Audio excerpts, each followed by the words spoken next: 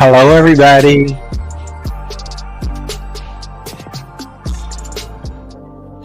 We are about to get started. Let me look and see where we left off. Where did we stop?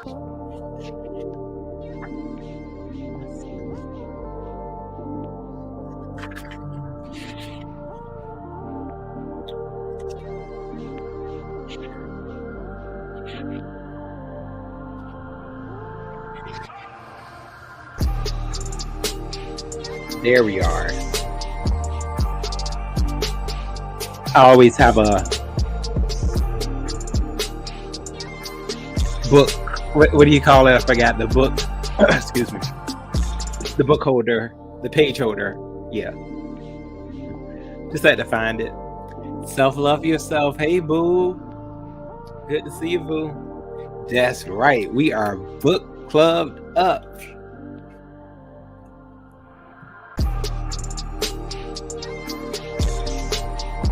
All right, y'all. So, y'all, before we get into our book reading, there is something that I would like to talk about. I'm not sure how true it is because I haven't been able to go over there and witness it yet. I do hope that it's an untruth, but I'm saddened. I'm saddened because I really thought I was going to be able to meet talent at the Vegas trip, and I hope that that is not true. Over at Trisha's, I see that she may be stating that talent may have pulled out from the trip, and I'm kind of disappointed in that because I was hoping to meet talent. Y'all know him to be a brother of mine, but I understand how things can be sometimes. But yeah, hopefully that's an untruth and talent will still be on board. But I know things come up and sometimes everybody is not able to go to places, but yeah, that's a bummer. But yeah, y'all, I did want to get back into our reading. I have been, as y'all know, on this comprehensive binge. I really have just been trying to build better dialogue, as well as work on certain hesitation issues that I deal with at times. And I'm trying to scrap myself of my filter words, which I see. Oh, excuse me. Which I see I still have plenty of.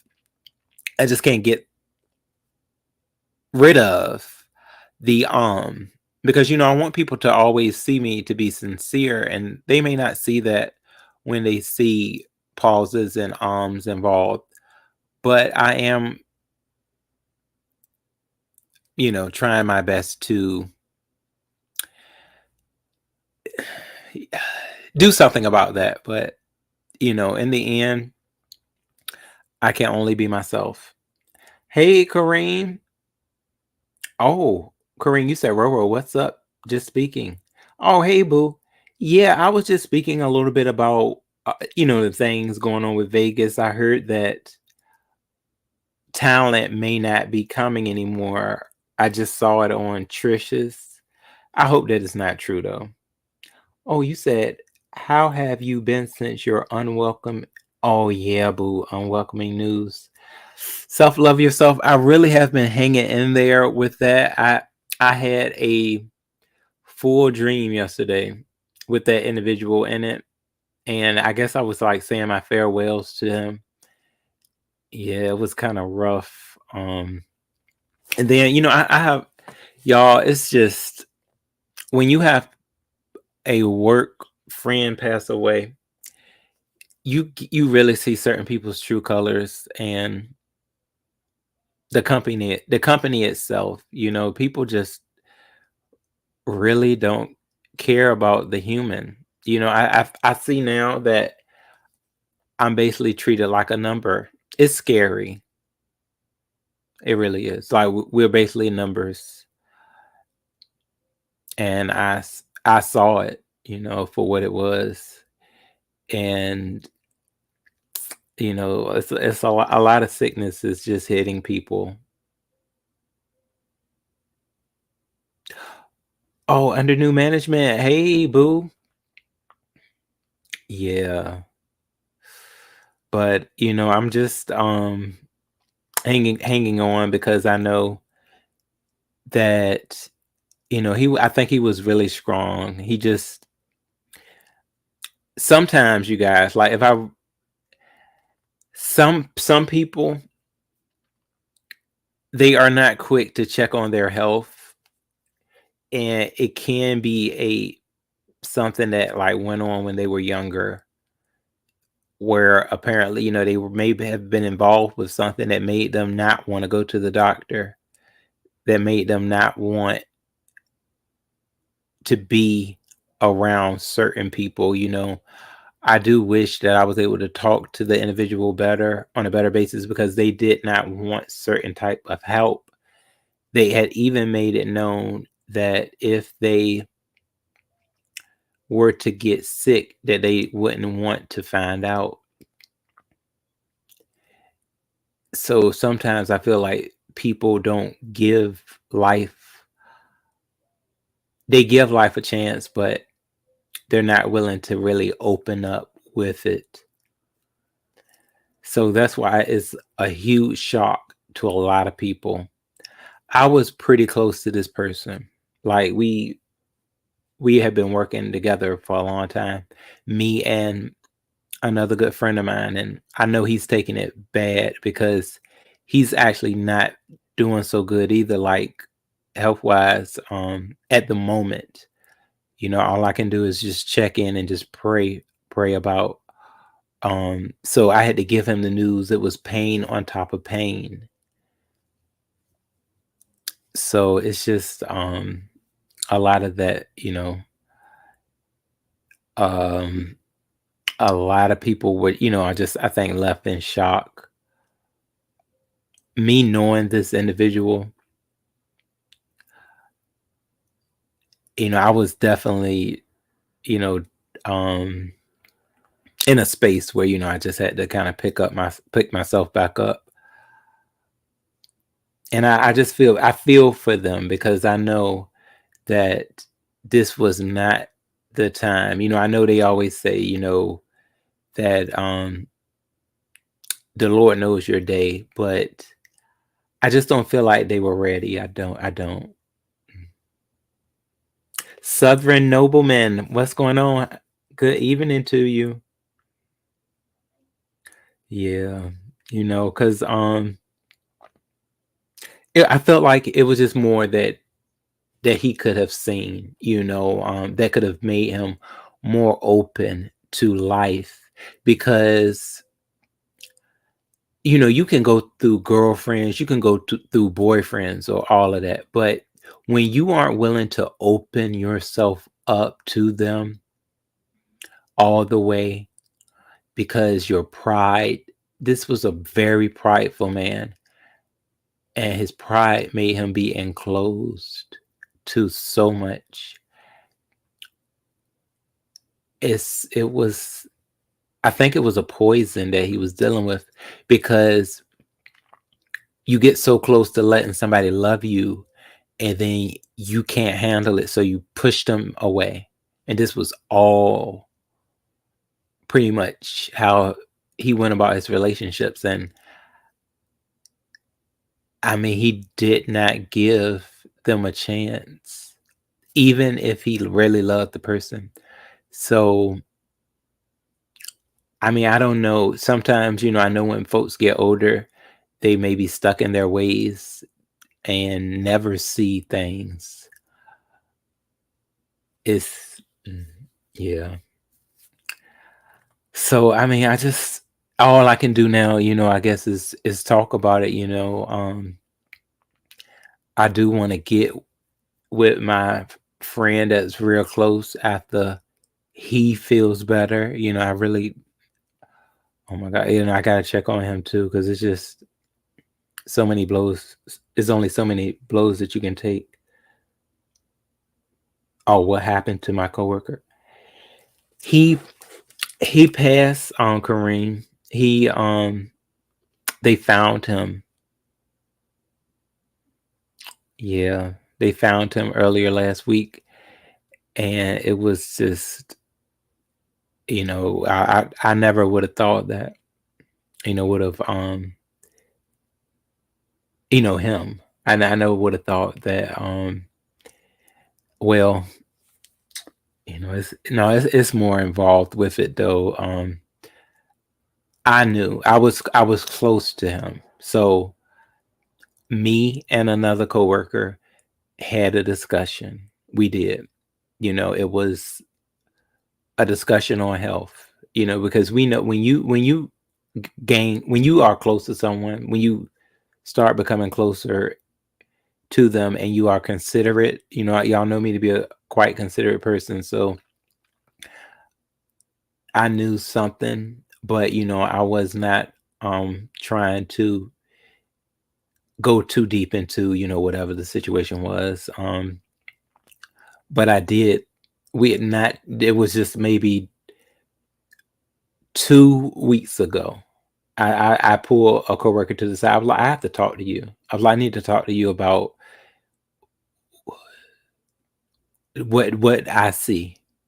And I know you are close to him. Do you see it? And I know that's what's going through his head right now. My coworker that is that knows. I know he's like, Ro did pull me to the side about this. And I mean, I was just last week.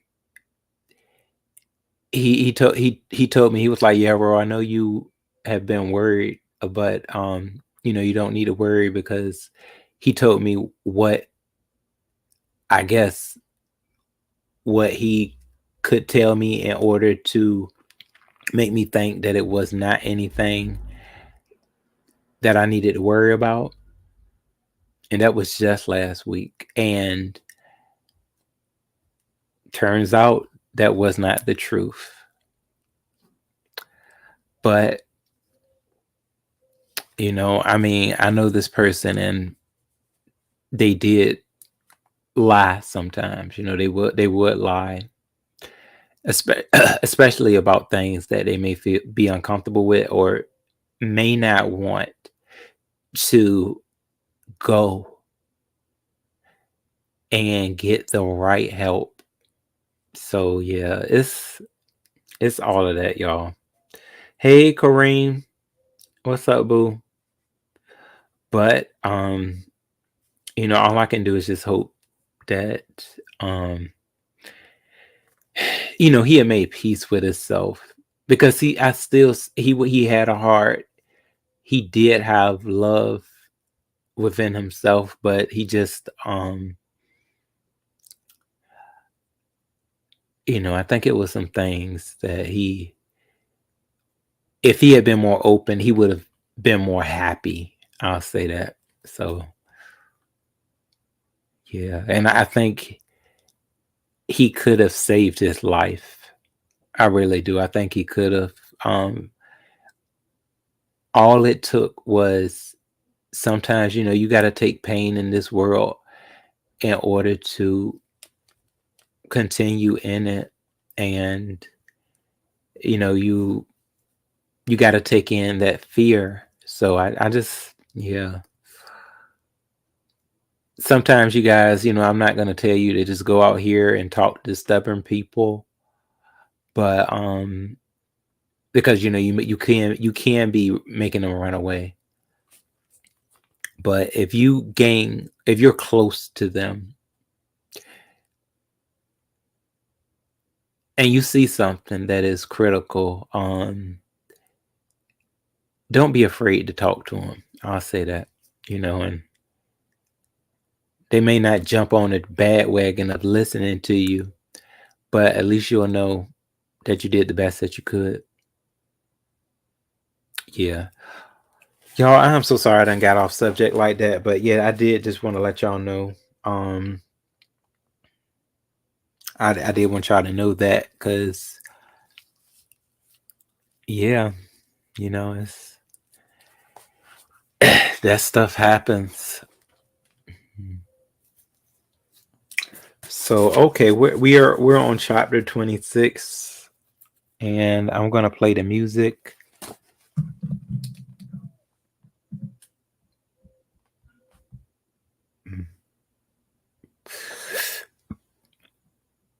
We are getting up here in this book.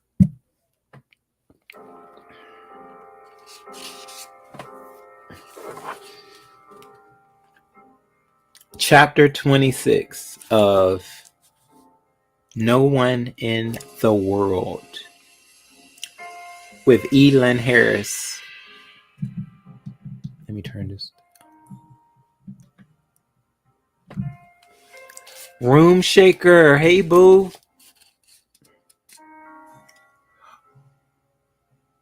Austen laid in her king-size cherrywood 4-poster bed, wearing nothing but a short t-shirt hiked up to expose her flat, smooth belly.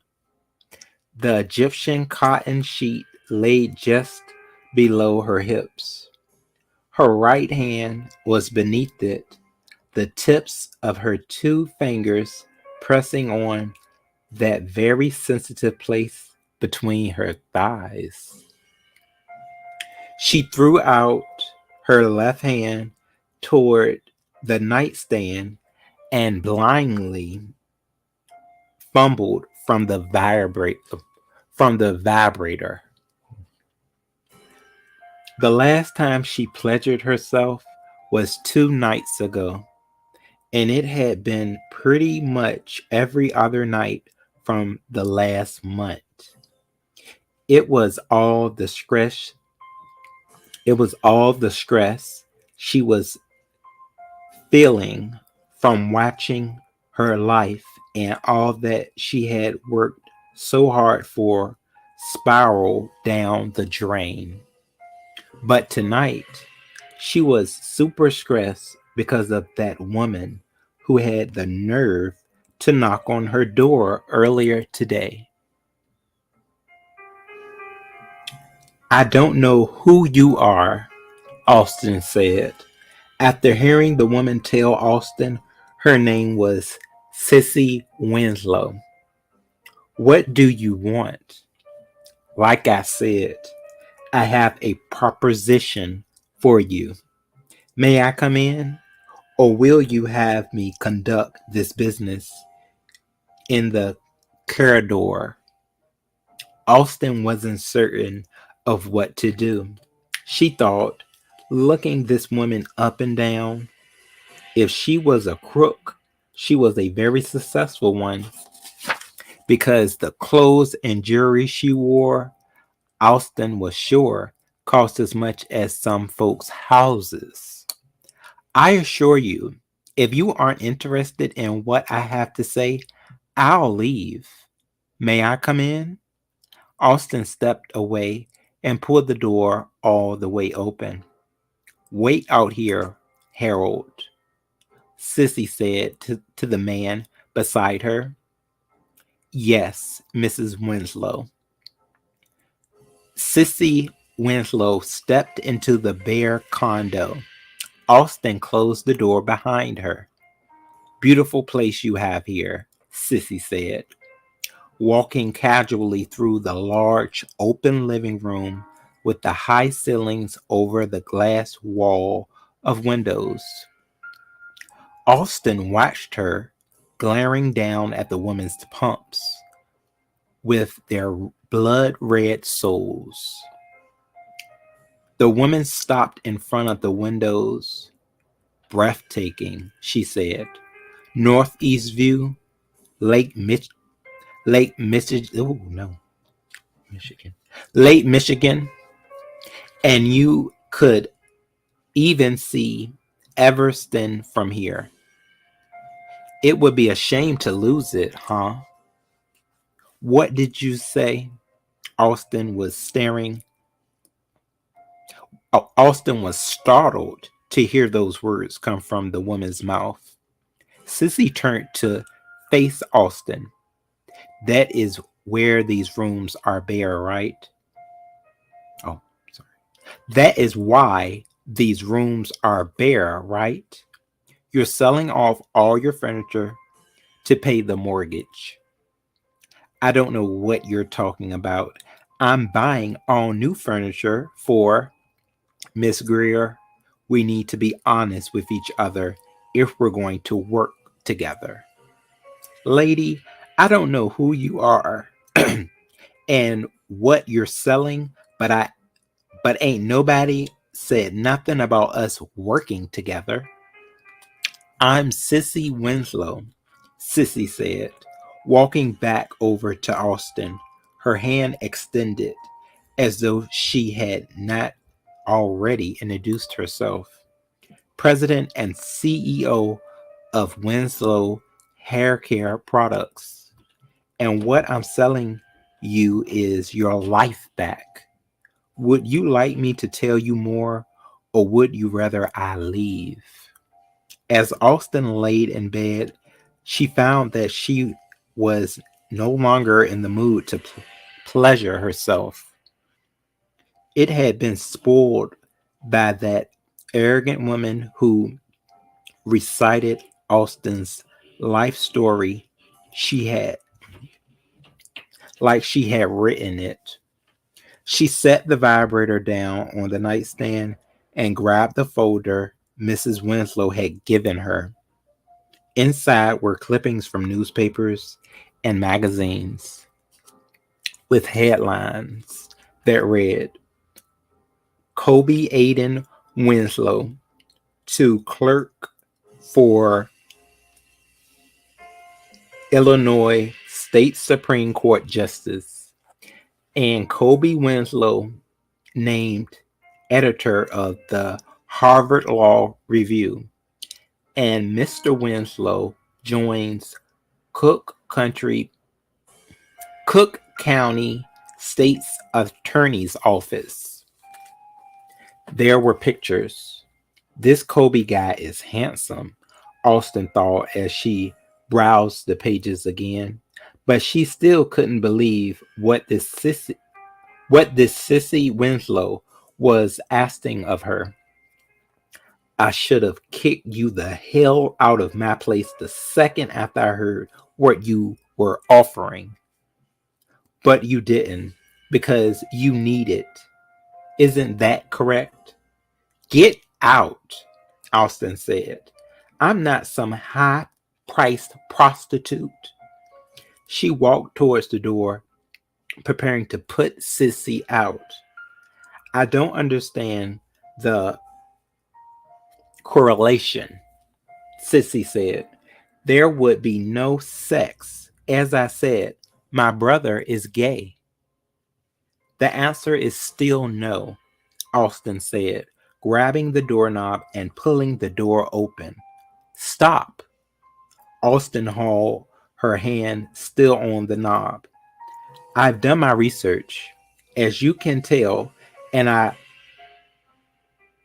like you. I think you'll be good for Kobe. I'm prepared to sweeten the not interested Miss Winslow. You've been in this beautiful home for 4 years now, Sissy said, looking around as if in awe of his elegance. The bank plans to foreclose on it in 4 days. The bank plans to foreclose on it in 4 days. In all honesty, it's no longer even yours. Do what I ask you, and we'll buy it for you. Austin slowly pulled her hand away from the doorknob, considering the benefits of all that Miss Winslow was offering. I don't know. That's better than no. It's progress, Sissy said, turning toward the door. Take a day. Think about it. Then call me and arrange for a meeting with me and my brother. Sissy held out a gold-colored business card. You have 1 day, Mrs. Greer, or the offer is off the table. As she laid in bed, the newspaper and magazine clippings spread out before her. She had no idea of what decision she'd make. With a frustrated swoop of her arm, Austin brushed the clippings of the folder to the carpet below, reached over and clicked off the lamp. Okay, y'all, that was chapter 26. And it looks like Sissy Winslow is very much pressing Austin to be the bride of her brother in order for them to make the arrangements, in order to get the family's business back on their side. And I see the type of woman that Austin is. You know, that's why she's my main character, because she is quite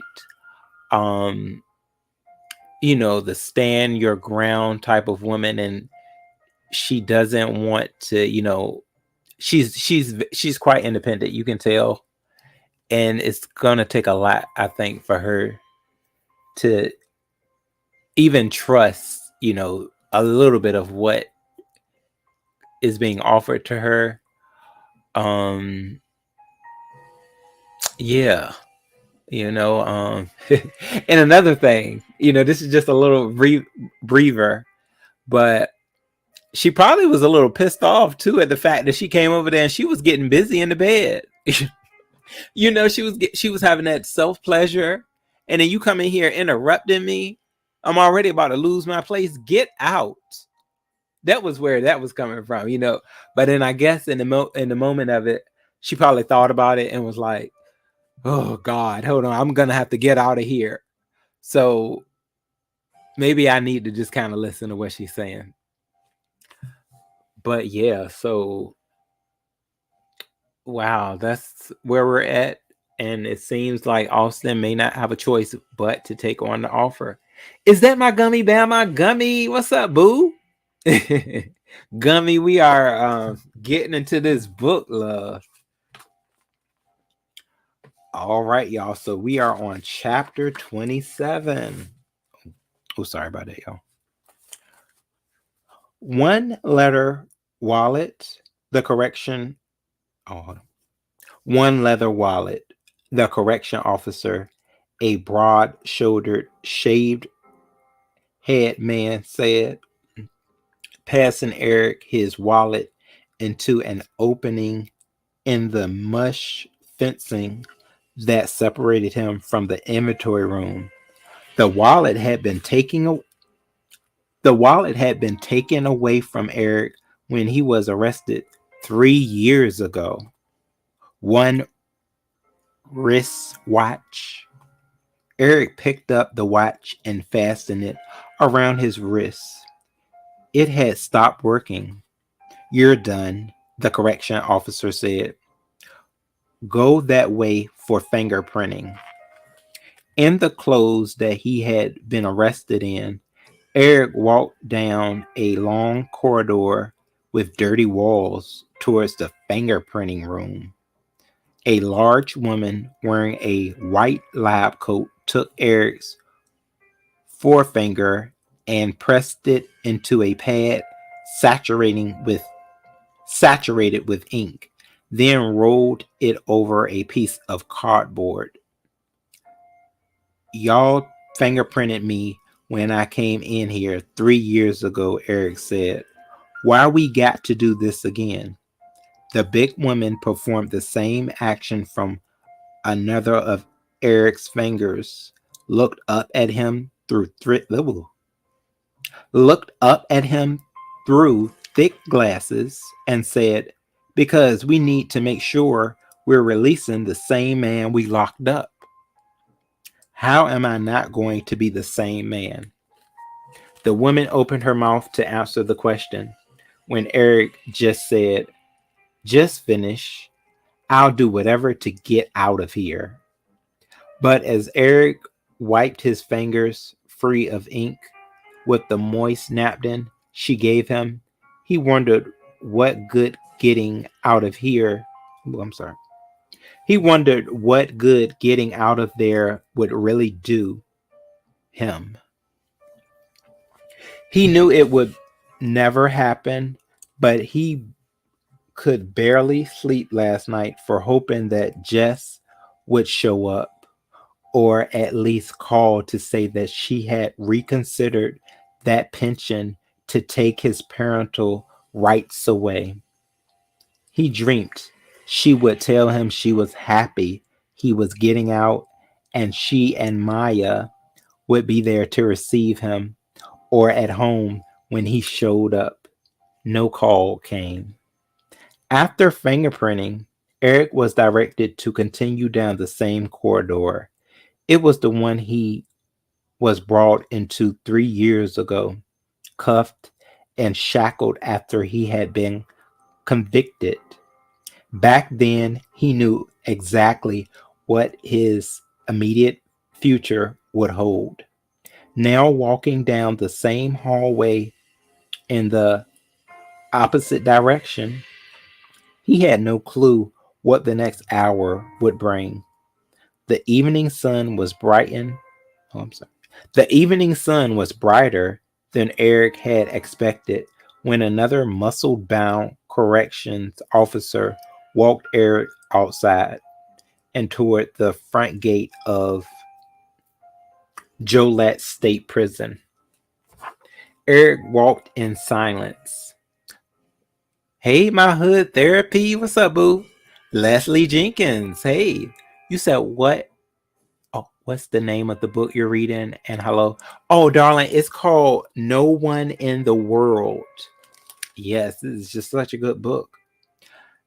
Eric walked in silence, his laundry bag over his shoulder, his empty wallet in his back pocket, his broken watch. His broken watch on his wrist.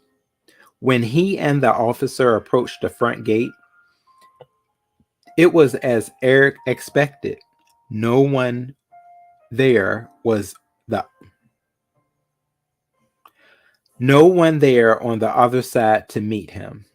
The street was quiet, not a single car passing by. Eric turned to the CO, saw himself in the big man's mirrored sunglasses.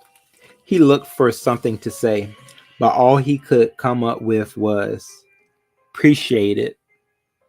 "No problem," the officer said. "We'll be seeing you back here real soon, I'm sure."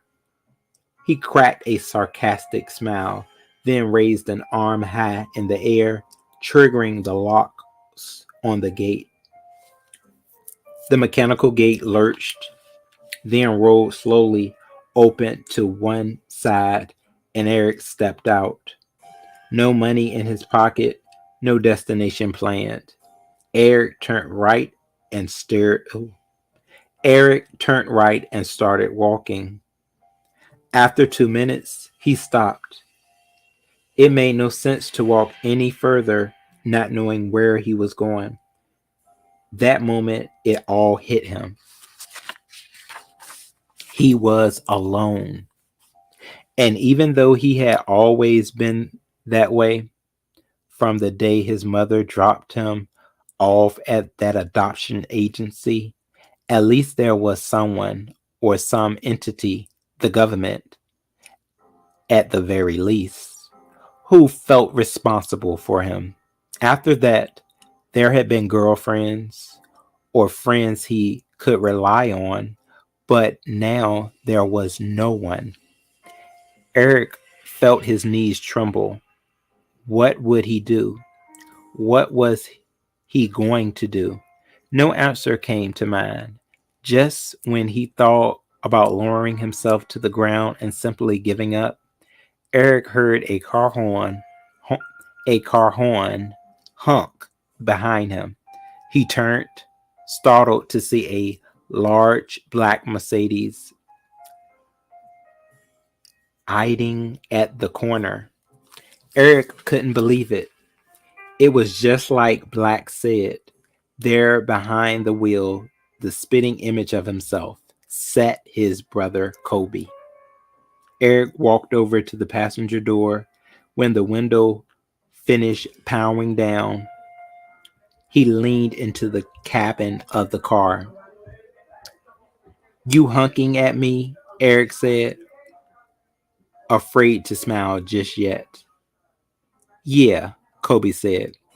He was wearing a suit and tie, like an Eric from an opposite universe. Sorry I'm late. That that Dan Ray traffic. Wait. That Dan Ray that Dan Ryan traffic can be a mofo. Well, I guess that must be a spot where they stay, Dan Ray. So yeah, y'all. Eric has just got out of prison, and what the correction officer said to him, that was kind of rude. Oh, Trish, hey boo, Trish, I had you were in my commentary earlier too, darling. I was saying how I was disappointed that talent may not be coming to Vegas. Rainy Puzz, hey boo, good evening, darling. Yeah, Trish. So I'm gonna definitely go over there and I'm gonna have to check you out and see exactly what our boy talent is talking about. Tis tis tis talent. Tis tis tis. So yeah, I didn't like what the correction officer said to him when he told him that he may see him back up in there. I'm like, that's not right to say to that man. He just did his time. I bet you they do be doing that too. That man just did all that time, and then you trying to say that he's not gonna change. But he felt like he was alone and he didn't know where to go. I guess that is how a lot of people do when they get out of prison. All right, y'all. So here is chapter 28. After ringing the sorry. After ringing the doorbell, Austin sat on the porch of her mother's house, the house she had grown up in.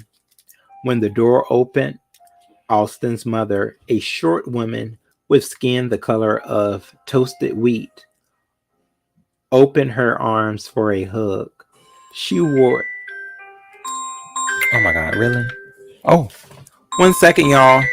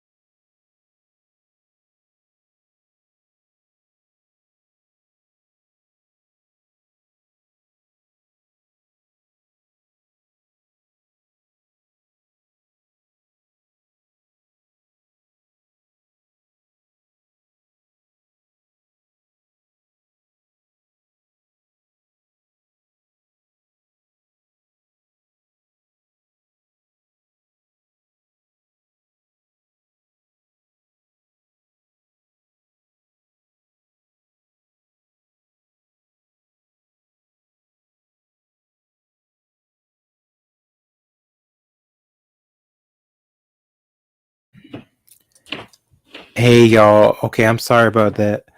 Um okay. Right. Um okay, so I'm gonna start back from that chapter 28. Oh, Catherine, you said hello better off without you. Hey. Oh, what a name that is. Catherine, you said yes, Ro. That was to provoke him. Yeah, wasn't it wrong, Catherine? Because I'm like, this man just got out. I mean, I don't know. It just felt like he said that stuff like, you part of my paycheck now, or something like that. But I don't think Eric takes that type of stuff too serious, so that's good. He seems to be quite level-headed for being in prison for over 3 years. He does. He seems like a really level-headed guy. He was just ready to get out of there. But it was kind of sad because once he got out, he started to feel as though he didn't know what to do after he got out. Hopefully Kobe can really help him. That is his twin brother. So yeah, y'all, I'm sorry. Let's get started back.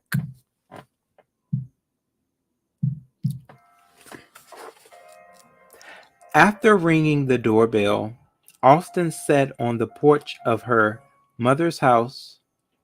The house had grown up in the house she had grown up in. When the door opened, Austin's mother, a short woman with skin the color of toasted wheat, opened her arms for a hug. She wore a flower print housecoat over her blouse and sacks. Austin gave her mother a hug. How you been? I'm sorry, y'all. How you been, mommy? I could have been kidnapped and held for ransom for all you know, since you never come to see me. What's that? Angela. Angela said, kissing Austin's cheek. I was here from last. What? Oh no, I'm sorry. I was here just last week, mommy. I can never see my baby enough, Angela said, play pinching Austin's cheek. I was making some tea. We can take it out back on the deck. It's a nice evening. Outside, Austin's mother sipped from one of her old porcelain teacups, the matching saucer balanced on her lap. She she she stared up at the sky as if she didn't have a care in the world. Setting her cup back on the saucer, Angela said, not that I don't love to see my daughter every opportunity I get, but what brings you here? I wasn't expecting to see you for another few days. Oh, I just wanted to tell you that the mortgage has been paid. You didn't have to come all the way over here for that. You could have called like you normally do when you pay it. Years ago, Austin's mother's house had been paid for. When Austin needed money to rebuild her late father's business and was unable to get a bank loan, her mother gladly offered to refinance the mortgage on the house. So Austin vehemently objected. Angela, Angela said, with the money, do you think you'll be able to make your father's business better than it was? Yes. Will the business provide a good living for you? Most definitely. Then we're getting you that money. Austin was able to keep only two of the promises. The business was successful, and it did provide well for her, but soon Austin would not be able to pay back the money. That meant that the mortgage on her mother's home would go unpaid, and her mother, who was retired and only drew Social Security, would lose her home. Austin could not let that happen. Austin, are you okay? Angela said, pulling Austin out of her thoughts. Yeah, mommy, I'm good. No, there's something wrong. This whole recession and housing thing, you okay with money? You don't need. No, no. Everything is fine. Austin lied. Actually, business is much better than you would think. I really came back to give you some news. What news, baby? Austin sighed and tried her best to pass her smile off a as a secure one. I'm getting married, mommy. Okay, so at least Austin told her mother one truth from the time that she was there. I mean, well, I don't know if she said I love you, but we know that you know her getting married, she must have just said okay, to that after I guess telling her mother things about her mortgage that were not true.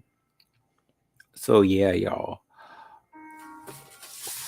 it gets more interesting as we go, right?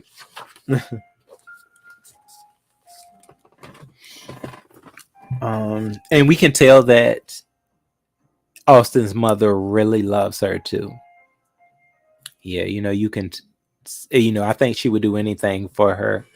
So, that's why Austin probably does not want to let her know, that she's actually not doing too well.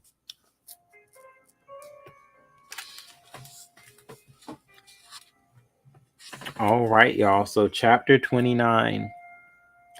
I took Eric to one of my favorite steakhouses in Chicago and ordered the 10-ounce filet with sauteed spinach and garlic mashed potatoes. When the tall, dreamy-eyed waiter turned to Eric and said, "And you, sir?" Eric seemed uncertain. He stared at the menu as though it was a tough school exam, and then ordered a cheeseburger and fries. "Hold on," I said to the waiter, turning to Eric. "Are you sure that's what you want? Why don't you get a why don't you get a steak or lobster or both?" Eric gave another puzzled look at the menu, then back up at me. "That would be okay?" "Sure. Order whatever you want. This is your first meal out of I caught and corrected myself, afraid of embarrassing Eric in front of the waiter. "Your first meal back in town." Eric smiled a little at my mistake. I I don't know what's good. Can you order for me?" "I was hoping you'd say that." I happily looked up to the waiter. "He'll have a 10-ounce filet, medium well, the steak tail. Oh, I'm sorry. The lobster tail, the potato au gratin, and grilled asparagus." I turned to Eric. "Would you like beer or wine?" "Beer." "And a stiletto, please." Oh, I'm sorry. Stiletto. "And a Stella, please." The waiter took our menus and disappeared. "Wow, you really know your food," Eric said. "One of my favorite things, along with Broadway shows, great music, and good wine." We were silent for a moment. Both of us, I imagine, were looking for something to say. I looked up at him, and as with every other time, I was mildly I was mildly startled to see a spitting image of me. It was truly eerie just how much we looked alike. The waiter brought us bread and butter, which mercifully gave me fuel for conversation. This is some of the best warm bread you'll ever taste, I said, sliding it over to Eric. He took a couple of pieces and started to butter them. He held it up to his mouth, about to take a bite, but before he did, he said, "It wasn't the traffic that made you late, was it? You weren't sure you still wanted to pick me up? Same reason you didn't come yesterday?" Before my mother had passed, she always said I was very intuitive. "You're a mind reader," she would always tell me. I obviously shared that gift with my twin brother. I pondered whether I wanted to be truthful with him. No, Eric, it was, it really was the traffic. You saw all of the cars on the way out here. That's what I stuck.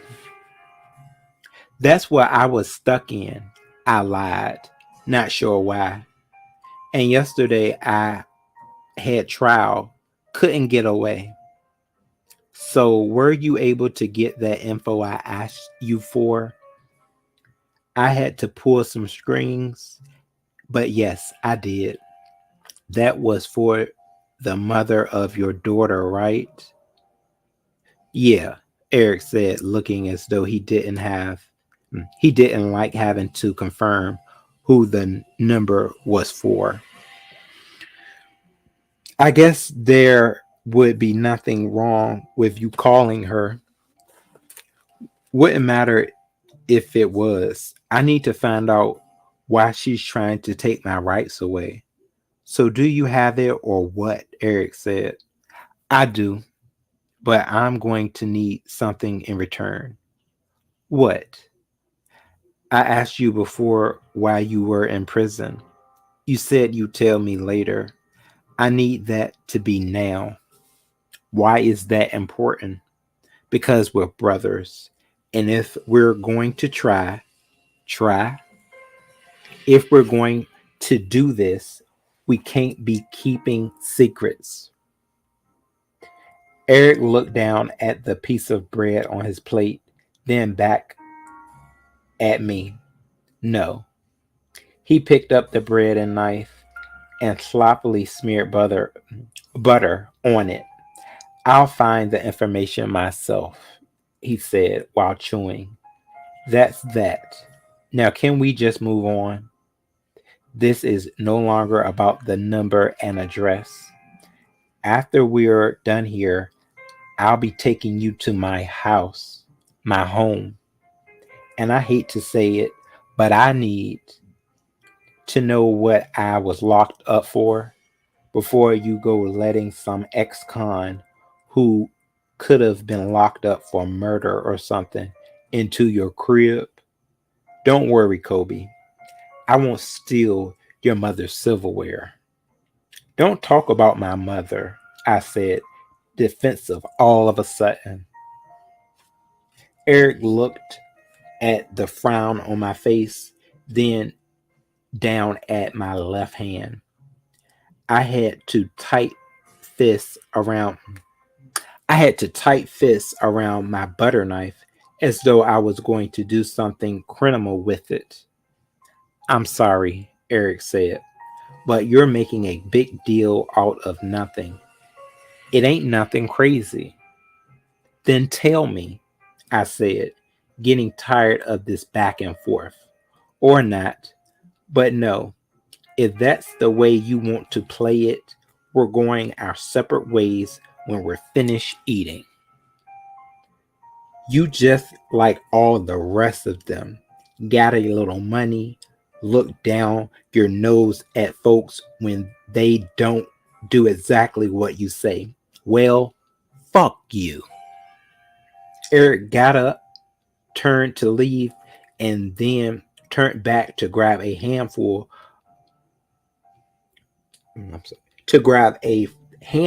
of the sliced loaf before walking out. I watched him make his way toward the door, then exit, and I felt bad for what I had done. Is everything all right, Mr. Winslow? The manager, a graying man in a dark suit, asked. Yes, I said, still looking at the door. Shall I call the police? Taking offense, I said, Why?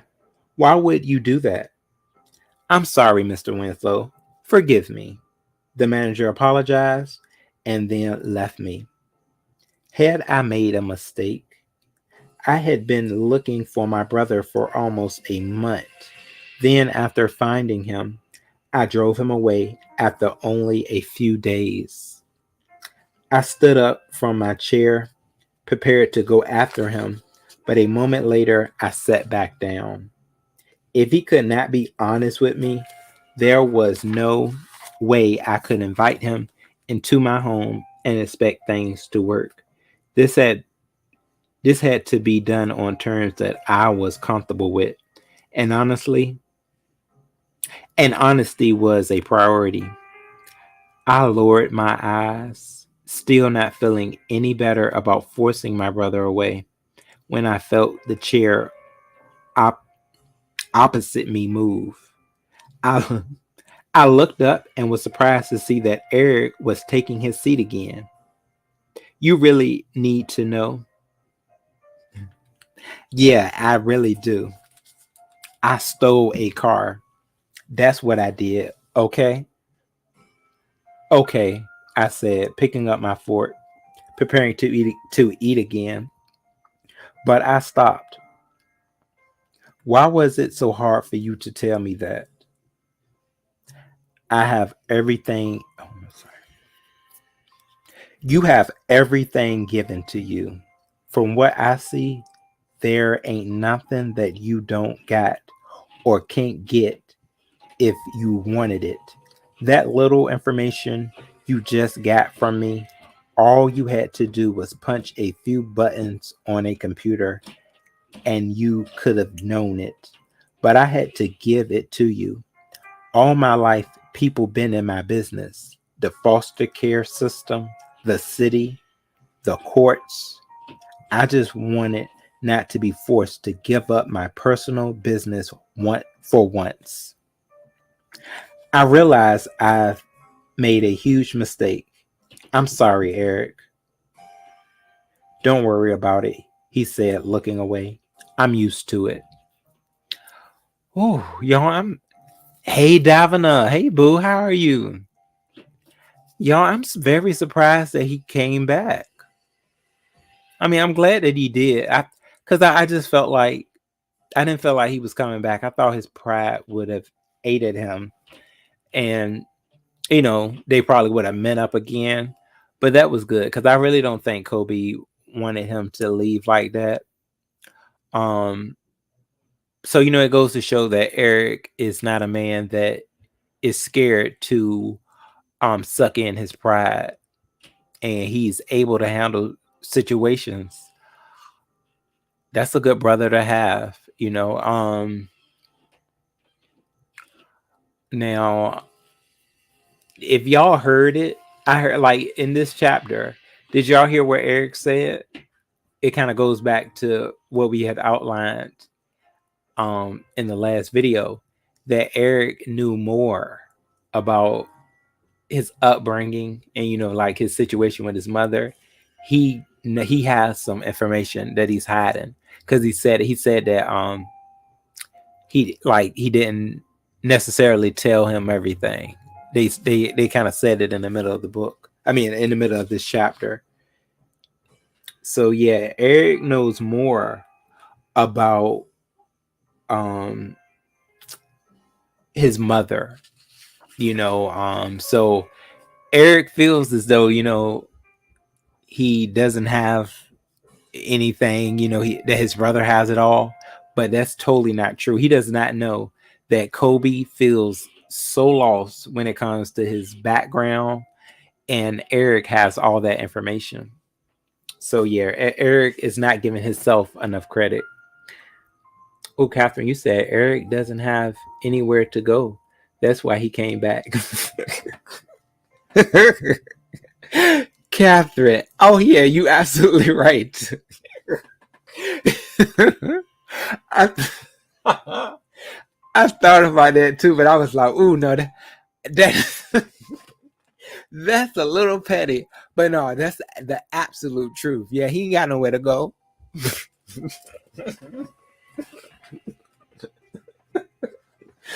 Oh yeah, this is good. All right, so y'all, we are gonna head into chapter 30. I think chapter 30 is gonna be our last chapter. It's just getting better and better, right? All right, chapter 30. After you, Kobe said, unlocking the huge wood and glass door to the mansion. Eric stood at the threshold, intimidated. This place seemed like somewhere he shouldn't have been.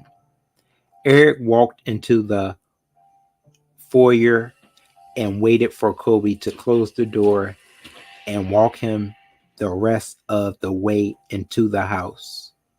He looked down at the beautiful waxed hardwood floors beneath him, the old paintings from the original artist long past, huge and giant wooden frames on the walls.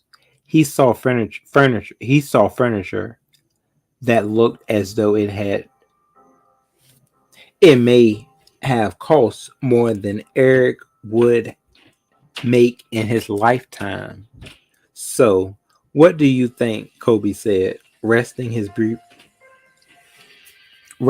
briefcase on the floor beside the leather sofa. This is your house? Where you live? Eric said, as though he had a hard time believing what he was seeing. I know, a little over the time top, huh?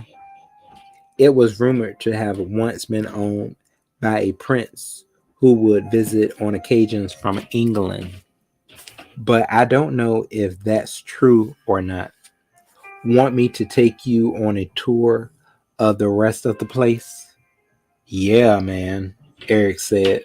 Sure, let's see the rest of it. What Eric saw was the first floor with a restaurant style kitchen with professional grade stainless steel appliances. He saw the indoor swimming pool, the bathrooms done in black.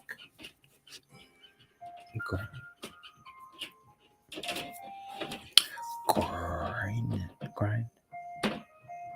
Sorry, y'all can't get that word. Black marble and grenier.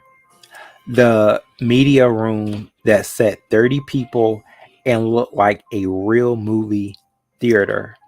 He saw the library, the den, the recreation room that housed a red felt pool table with a surface larger than any bed Eric had ever slept on. Outside were 5 acres of gated, sloping, manicured lawn, shrubs, and bushes that looked miraculous tended to. Miraculously tended to. There were even trees towering 100 feet high on one end of the property. Kobe walked Eric over to the 6-car garage, then hit a button on his keychain that rolled up the door. That was my mother's car, Kobe said, pointing to a beautifully preserved vintage silver 1970 Jaguar. And that one's mine, he said, nodding towards the Audi. But I just kept it parked back there since I'm driving my father's now. Your father? The same guy that sorry y'all. The same guy that adopted you, but not me? Where where is he? I'd like to meet his ass, Eric said, resentment in his voice. He's dead, as is my mother, Kobe said, looking unblinkingly at Eric. Plane crash about a month ago. I'm sorry, Eric said. Were they? That's all you need to know about them. Come on, I'll show you the rest of the house. Eric led Kobe led Eric up the long, curving staircase to the second floor. My bedroom is the last room at the end of the hall, Kobe said, pointing down the black and white tiled corridor. Kobe walked a few more steps and stopped between a pair of doors, spaced 10 feet apart. One of the bedrooms up here was my parents'. One is my father's study. One was converted into a sitting parlor for my mother, and the other is a designated guest bedroom, which leaves these two free. You have your choice of either. Eric turned to Kobe. One of these? Yeah, whichever one you choose, Kobe said. They're both around the same size, just decorated differently. Go ahead, step in. Eric walked into the first to find an enormous bedroom furnished with a California king size bed. The blades of a copper ceiling fan rotating lazily above it. There was a dresser and chest of drawers, a 42-inch flat screen TV, and a leather sofa, love seat, and table in a separate seating section of the room. Okay, Kobe said, let's check out the other ones. RNY TV, hey boo. I don't need to, Eric said. This one is perfect. Are you sure? Because, dude, I'm coming from a jail cell. The closet is better. The closet is probably bigger than where I lived. Well, when you go to hang up something, you'll find that you're probably right. Won't need to hang nothing up, Eric said, spreading his arms out. 'Cause all I got is the clothes on my back. Kobe looked sadly at his brother, but didn't respond to what Eric said. Is there anything else before I leave you alone to get settled in?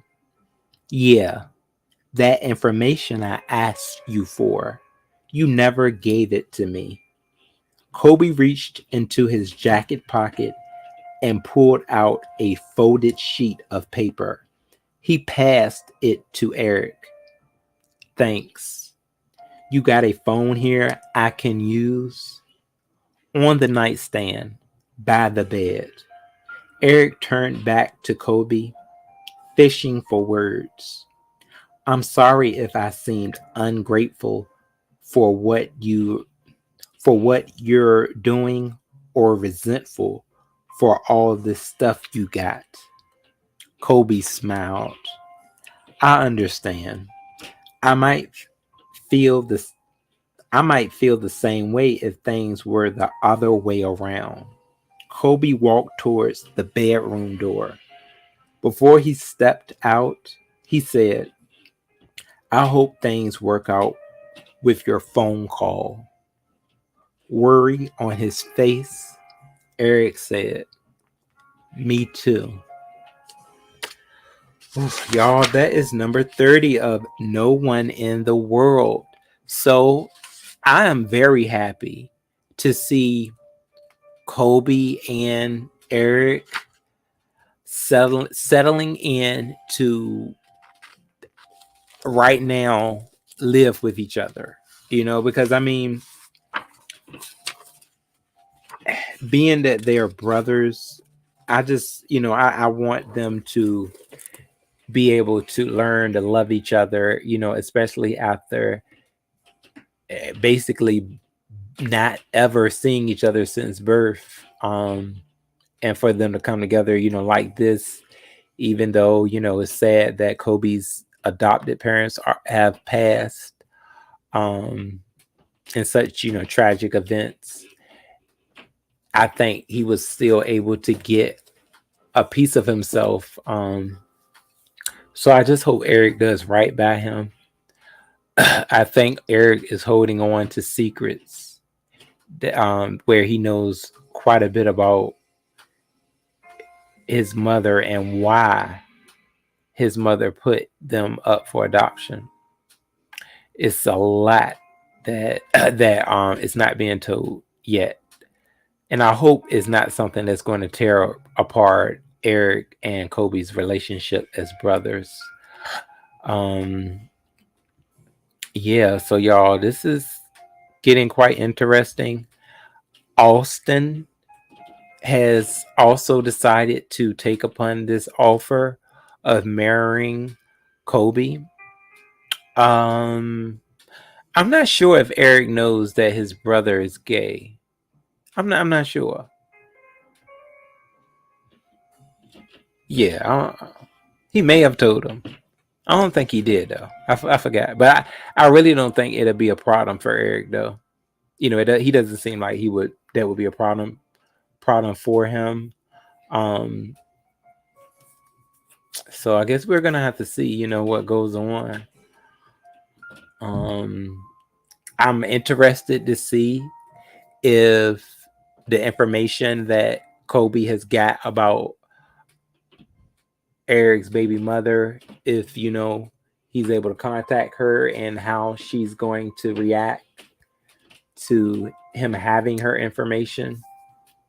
Yeah, so it's a lot, y'all, to be for the future of this book for us to see, us to witness. So I just want to say thank you all though for joining me. This has been quite a interesting tale. And the name of this book is No One in the World. And the authors are Edelyn Harris and R.M. Johnson. Yeah, so we'll definitely be checking out some more books from R.M. Johnson.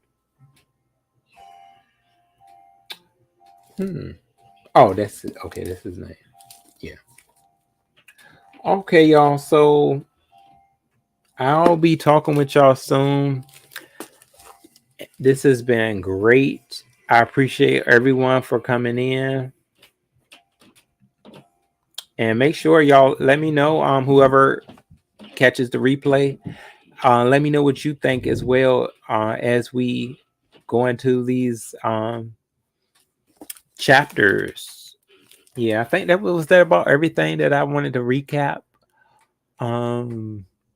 Yeah, I do. I want their relationship as brothers to grow in the right direction. Yeah, hopefully Eric will like their sister as well, Sissy. And I just hope that he doesn't take this for granted. I know he said that. I hope he doesn't. Because I see a lot of opportunities just falling in people's laps, his as well as Austin. So I'm sure they'll be meeting soon.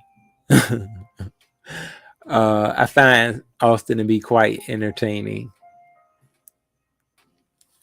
Yeah. Oh, okay, boo. You enjoy your evening too. Self-love yourself. Thank you, Catherine. Me too. Yeah, I really enjoy it too. Yeah, Catherine, we gonna have to get Eric somewhere to go. Eric gonna have to find him somewhere to go now. But you know what? Hopefully he's right at home with his brother. Yeah. And I hope that to the least his baby's mother will let him see his daughter. Eric does not seem like a lazy person, so I'm quite sure he's going to try to get out there and work again. But we'll have to see, y'all. You never know what jail can do to a man. Isn't that what they say? All right, let's play some music and turn this off.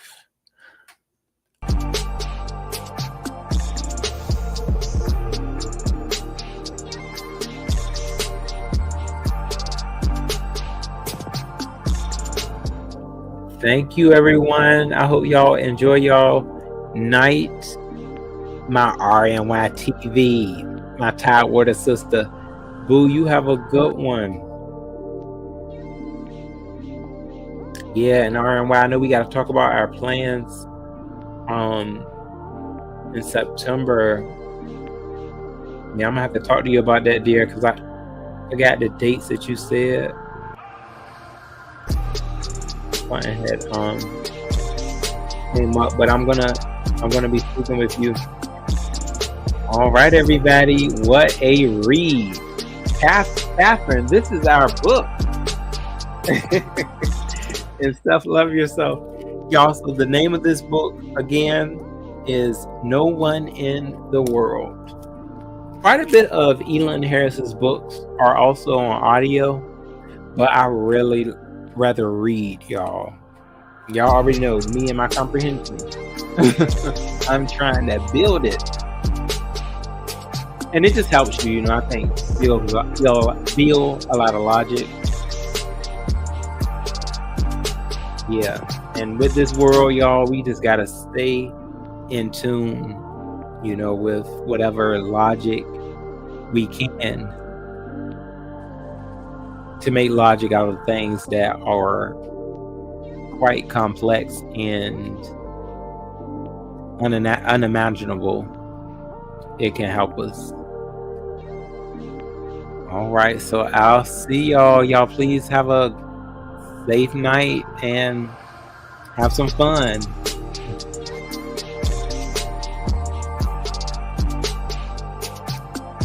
Good evening and bye-bye.